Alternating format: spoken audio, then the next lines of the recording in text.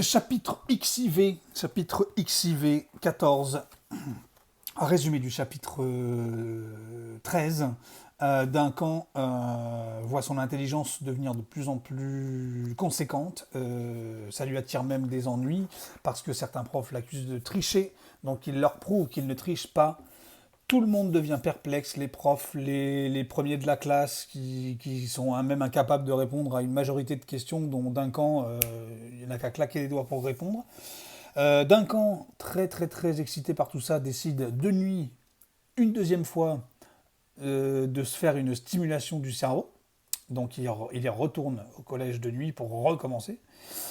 Il ne trouve plus la limace, il s'imagine qu'Andromède l'a mangée, et il est un petit peu tristoun.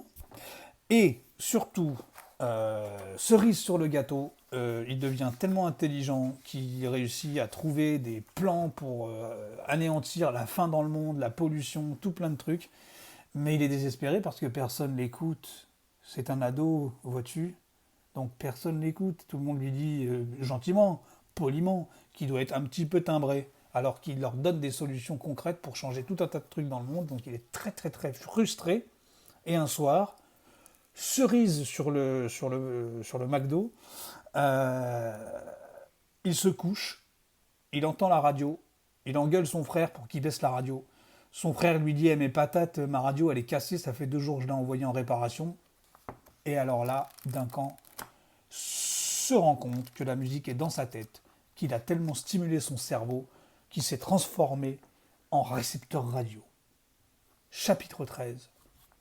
Information invisible.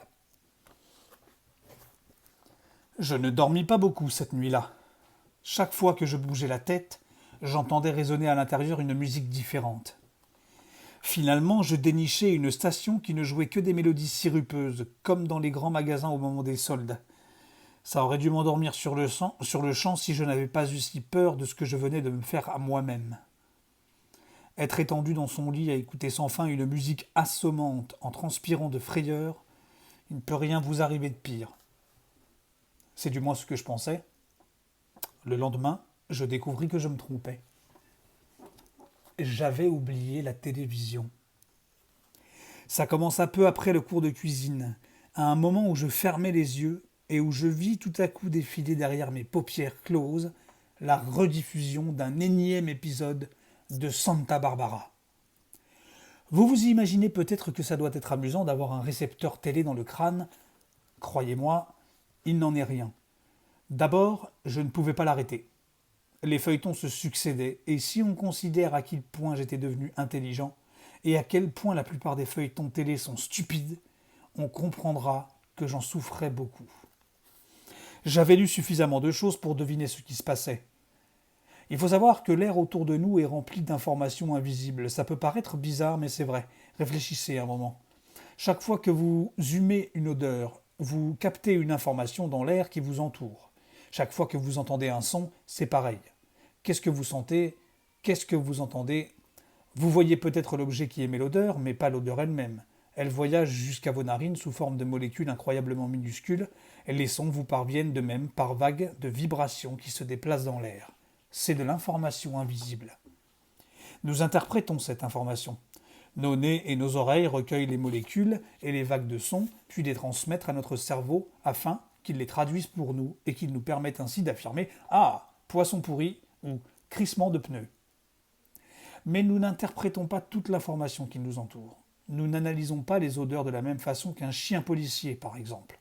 Nos nez ne sont pas assez subtils pour ça. Quand un chien policier suit quelqu'un à la trace, il utilise une information invisible que nous ne percevons pas. Les oreilles des chiens entendent également des ultrasons qui échappent aux nôtres. Pensez à votre radio maintenant.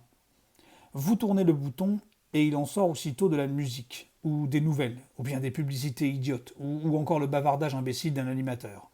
D'où vient cette musique? Est-ce votre radio qui la produit? Non. Lorsque vous l'allumez, elle capte la musique dans l'air. La musique était là tout le temps, seulement vous ne l'entendiez pas. C'est pareil pour la télé. Vous l'allumez et bing, vous avez à la fois du son et des images. D'où viennent-ils? Ce sont des ondes sonores et lumineuses que votre récepteur télé capte dans l'air. Ces ondes vous passent par la tête tout le temps.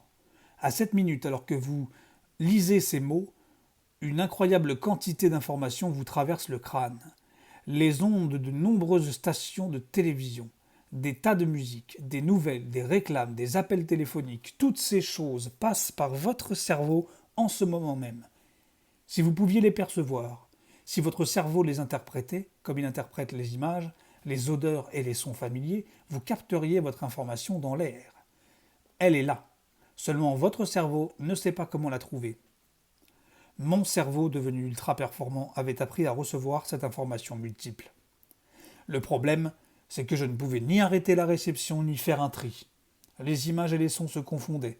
Quand je fermais les yeux, j'entendais 2 ou 3 radios en même temps et je voyais Kojak et le lieutenant Colombo poursuivre MacGyver dans les couloirs du vaisseau spatial Enterprise.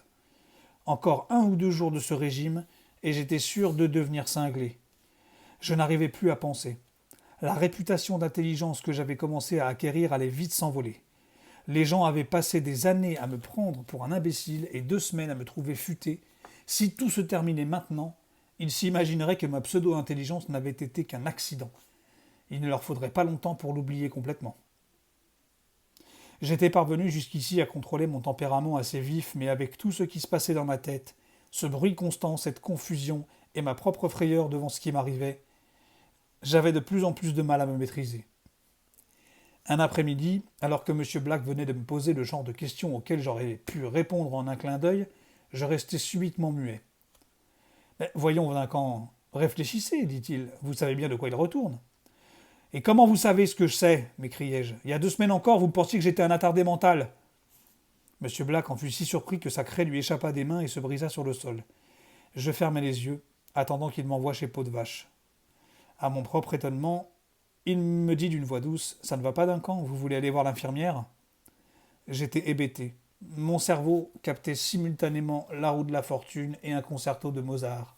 « Duncan, je vous ai demandé si vous vouliez aller voir l'infirmière. » Je secouai la tête. Une infirmière ne pouvait rien pour moi. Un électricien m'eût été plus utile, peut-être.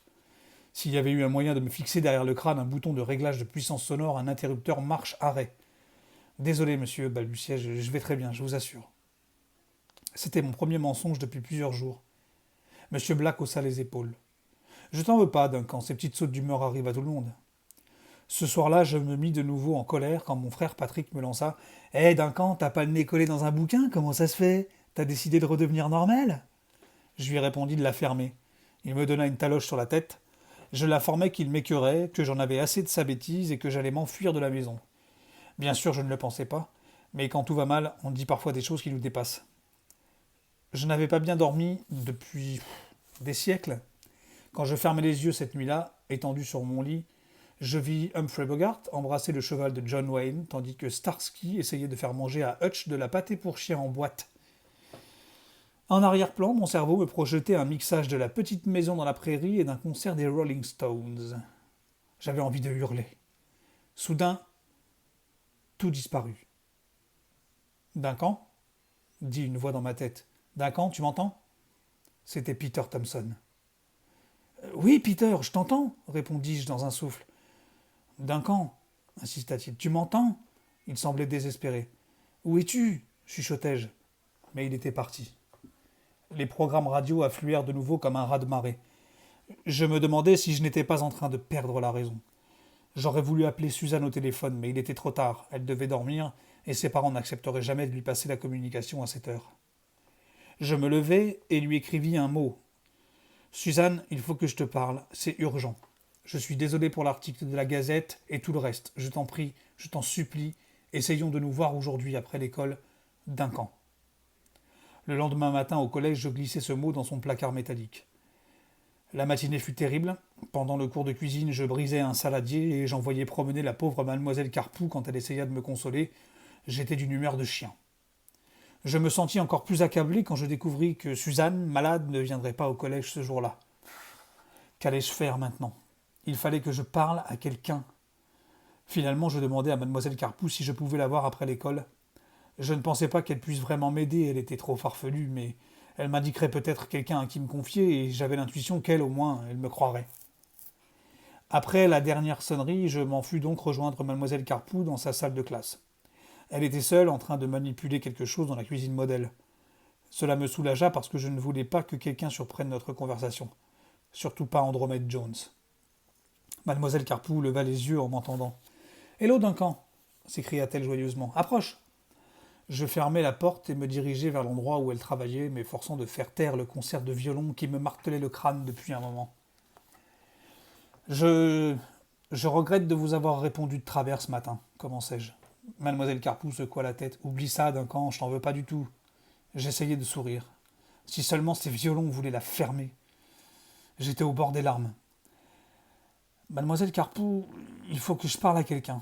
Il faut que je dise à quelqu'un ce qui m'arrive, mais c'est tellement incroyable que j'ai peur qu'on me prenne pour un fou. Elle me dévisagea avec sympathie. Mais je te croirais, moi, Duncan. Ça, je peux te l'assurer. Elle pointa alors dans ma direction un instrument qui ressemblait de loin à une cuillère en bois et sur lequel je distinguais de nombreuses touches digitales. Elle effleura une de ces touches, mon corps se figea aussitôt, incapable de bouger. Comment ai-je pu être aussi stupide, pensai-je. Paralysé non par la peur, mais par quelque technologie extraterrestre, je vis avec stupéfaction ma petite prof marrante, Betty Lou Carpou, porter la main à son menton et commencer à arracher son masque. Tintin. À plus.